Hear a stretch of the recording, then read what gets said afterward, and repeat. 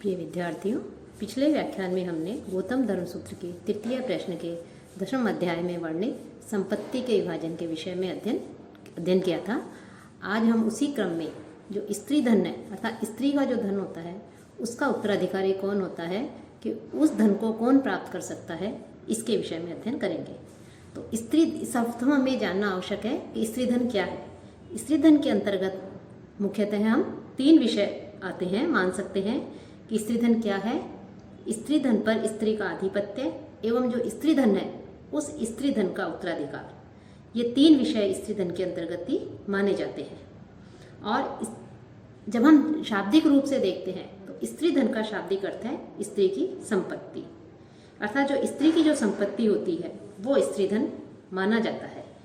कि प्राचीन काल से ही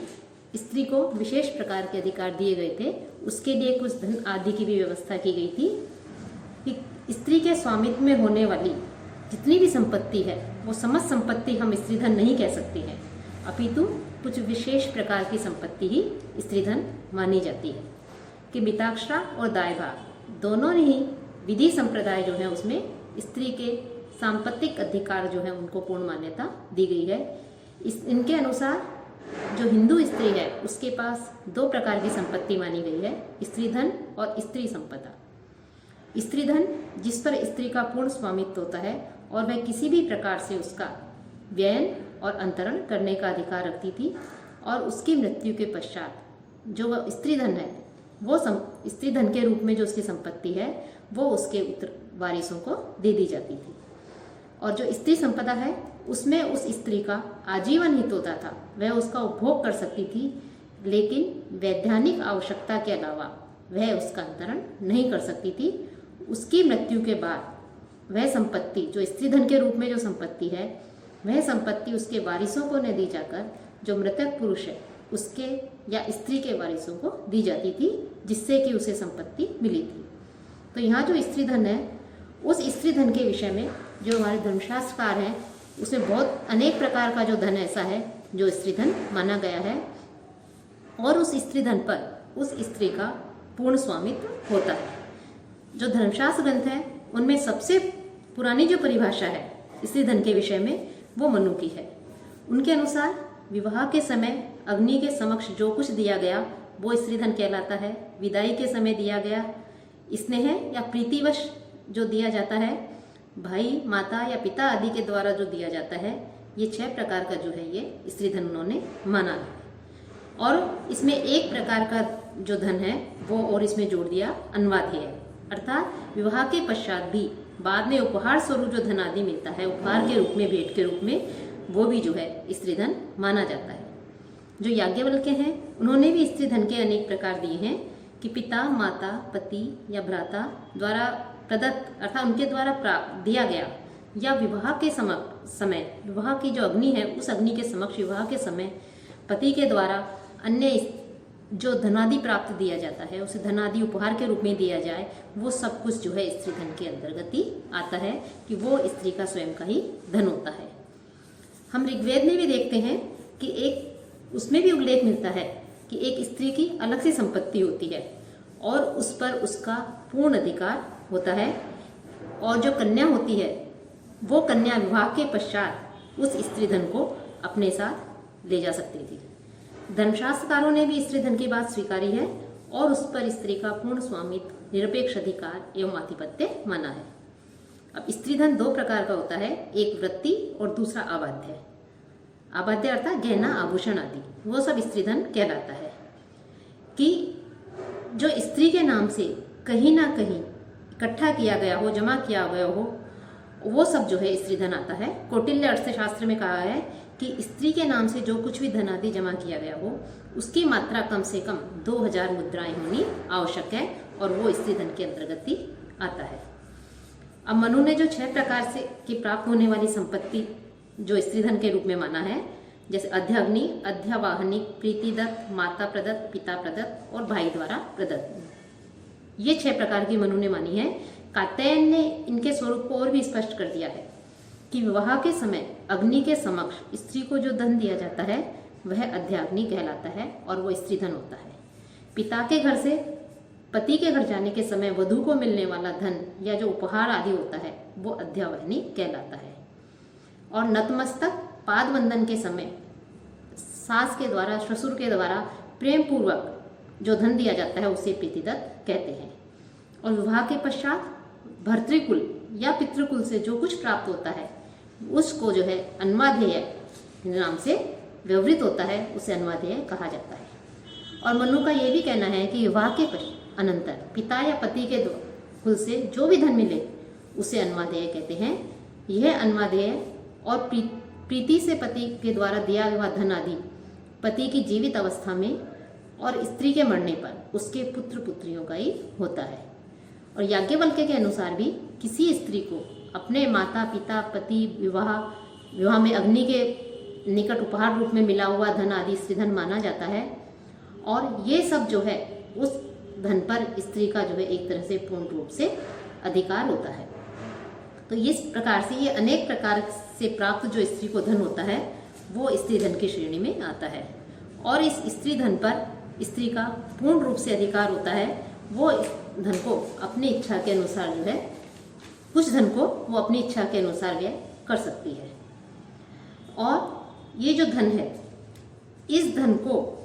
जब स्त्री की मृत्यु हो जाए तो उसकी मृत्यु के पश्चात उस स्त्री धन को का उत्तराधिकारी कौन होता है, कि स्त्री धन पर स्त्री का पूर्ण दायित्व होता है। वो विपत्ति के समय उसको खर्च भी कर सकती है, उसको घर के अपने लिए उपयोग भी में भी ला सकती है, लेकिन स्त्री धन के रूप में जो स्त्री की संपत्ति है उस स्त्री की संपत्ति का उस स्त्री की मृत्यु के पश्चात उसका उत्तराधिकारी कौन होता है, इसके विषय में बता रहे हैं कि धन किसको मिलता है। कि स्त्री धन का उत्तराधिकार सर्वप्रथम कन्या का ही होना चाहिए। कि स्त्री, क्योंकि वो स्त्री धन है इसलिए कन्या का ही पूर्ण रूप से उस पर अधिकार होता है। लेकिन आगे चलकर कुछ जो विद्वान आदि हैं, कुछ जो लेखक आदि हैं, उन्होंने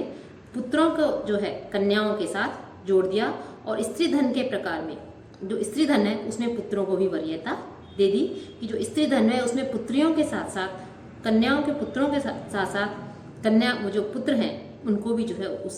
स्त्री धन में अधिकार होना चाहिए, उनको भी जो है स्त्री धन मिलना चाहिए। लेकिन मुख्य रूप से हम देखें तो शास्त्रों में जो है जो स्त्री धन है उस स्त्री धन पर केवल स्त्रियों का ही अधिकार कहा गया है, कि पूर्ण रूप से स्त्रियां ही जो है उस धन की उत्तराधिकारी होती हैं। और जो धर्मसूत्र हैं, जहाँ तक हम धर्मसूत्र के विषय में देखें, उन धर्मसूत्रों में भी स्त्री धन की उत्तराधिकारी पुत्रियों को ही माना है। अब जो गौतम धर्मसूत्र है, इस गौतम धर्मसूत्र में स्पष्ट कहा गया है कि स्त्री धनम दुहितृणाम अप्रतिष्ठितानाम च, कि जो स्त्री धन है वो स्त्री धन अर्थात स्त्री की संपत्ति उसकी अविवाहिता पुत्रियों को मिलती है। और यदि अविवाहिता पुत्री नहीं हो तो उन पुत्रियों के अभाव में यदि कोई निर्धन विवाहिता पुत्री है तो उन पुत्रियों को वो स्त्री धन प्राप्त होता है। कि अर्थात जो गौतम है उनका कहना है कि जो अविवाहिता पुत्री है उनका पूर्ण रूप से स्त्री धन पर अधिकार होता है, अपनी माता की संपत्ति पर उसको प्राप्त करने का स्त्री धन पर पूर्ण रूप से अधिकार होता है। लेकिन यदि अविवाहिता पुत्री नहीं हो, पुत्रियों का विवाह हो चुका हो, तो जो निर्धन हो उस निर्धन विवाहिता पुत्रियों को वो स्त्री धन मिलता है। फिर आगे इसी क्रम में जो गौतम है वो कहते हैं भगिनी शुल्क है सोदर्याणाम ऊर्ध्वम मातु, कि जो बहन का धन है वो उसकी माँ की मृत्यु के पश्चात उसके सहोदर भाइयों का होता है। और कुछ विद्वानों का कहना है कि माता के जीवित रहने पर भी वह जो धन होता है वो धन जो है सहोदर भाइयों जो हैं उन भाइयों का ही हो जाता है। कि बहन के दान के लिए पिता के द्वारा जो गृहीत धन है वो धन माँ की यदि मृत्यु हो जाए तो जो सहोदर भाई है उनके लिए इसमें कहा गया है कि वो धन जो है माता जीवित हो या उनकी मृत्यु हो वो सहोदर भाइयों का होता है।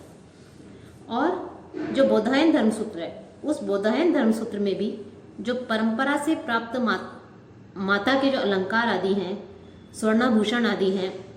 और अन्य जो दूसरी वस्तुएं हैं जो उसका स्त्री धन है, उस पर भी बौधायन धर्मसूत्र में भी पूर्ण रूप से स्त्रियों का अधिकार माना गया है। और सभी प्रकार के युवाओं से पुत्री उत्पन्न हो तो पुत्री ही जो है स्त्री धन को प्राप्त करने की अधिकारी होती है, ऐसा जो है विष्णु धर्मसूत्र में कहा गया है। और मनु ने तो जो कन्या है उसके भी यदि कन्या हो तो उसको भी नानी के धन में, नानी का जो स्त्री धन है उसमें भी उसका अधिकार माना गया है कि नानी के स्त्री धन में प्रसन्नता से और यथोचित रीति से कुछ उसको भी देने के लिए उसमें उल्लेख कहा गया है, उसे भी मिलना चाहिए। और इस प्रकार से यहाँ पर जो है, जो स्त्री है उसके लिए कहा गया है कि उसके धन पर देखा जाए तो मुख्य रूप से पुत्रियों का ही अधिकार होता है। और जो स्त्री धन है, उस स्त्री धन में जो हिंदू उत्तराधिकार अधिनियम 1956 की धारा 15 और 16 में भी नियम बताए गए हैं, उनके अधीन हिंदू स्त्री की संपत्ति उत्तराधिकार द्वारा न्यायित होती है कि हिंदू स्त्री की मृत्यु के बाद यदि वह निर्वसीय संपत्ति छोड़कर मृत्यु को प्राप्त हो गई है, जबकि संपत्ति पर उसका धारा 14(1) के आधार पर पूर्ण हित था, तो वह संपत्ति नियमों के आधार पर उसे दी जाएगी। कि आज की कानून व्यवस्था की बात करें तो उसके अनुसार भी जो है संपत्ति जो है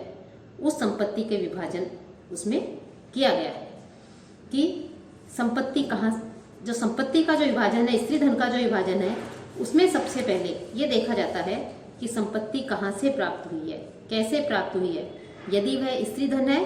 या स्वयं के परिश्रम से अर्जित की गई है तो उसमें क्रम दिया गया है, उस क्रम के आधार पर ही उस स्त्री धन के उत्तराधिकारी माने जाते हैं। यदि संपत्ति अपने माता पिता से उत्तराधिकार के रूप में मिलती है तो निसंतान मृत्यु होने पर वह संपत्ति केवल जो पिता के उत्तराधिकारी हैं उनको ही प्राप्त होती है। और पति या ससुर से प्राप्त जो स्त्री धन है, जो संपत्ति है, वो संपत्ति जो पति है उस पति के उत्तराधिकारियों को ही प्राप्त होगी। तो इस प्रकार हम देखते हैं कि धर्मशास्त्रों में और अन्य जो ग्रंथ हैं उनमें भी और गौतम धर्मसूत्र में भी जो स्त्री धन है, स्त्री की संपत्ति के जो उत्तराधिकार हैं, उन उत्तराधिकारों में जो है स्त्री धन और स्त्री संपदा, इनको एक तरह से एक ही कर दिया गया है और वो जो है अब स्त्री धन बन गया है। और स्त्री को जब भी किसी भी प्रकार से किसी भी प्रकार का धन मिलता है तो वो स्त्री धन कहलाता है। और इस विषय में लगभग सभी धर्मशास्त्रकार एक मत है। उनका कहना है कि कैसे भी मिले, किसी भी प्रकार से मिले, यदि स्त्री को कोई धन मिला है, उपहार के रूप में मिला है, उसके विवाह के अवसर पर मिला है या अन्य किसी अवसरों पर दिया गया है, तो वो सारा धन स्त्री धन कहलाता है और उस पर पूर्ण रूप स्वामित्व होता है। वह उसके प्रबंध करने, उपभोग करने और उसे खर्च करने का निरपेक्ष अधिकार रखती है। साथ ही साथ यह जो धन है, इस धन पर सबसे पहले उसकी पुत्री का, स्त्री धन जो है उस पर उस जो पुत्री है उसका उत्तराधिकार इसमें होता है। और पुत्री नहीं हो तो उसके पश्चात जो पुत्र आदि हैं, जो उनमें जो है उस संपत्ति का विभाजन हो जाता है। तो इस प्रकार से स्त्री धन के विषय में जो धर्मशास्त्रकार हैं उन्होंने, और जो महर्षि गौतम धर्मसूत्र है, इस गौतम धर्मसूत्र में भी जो है महर्षि गौतम ने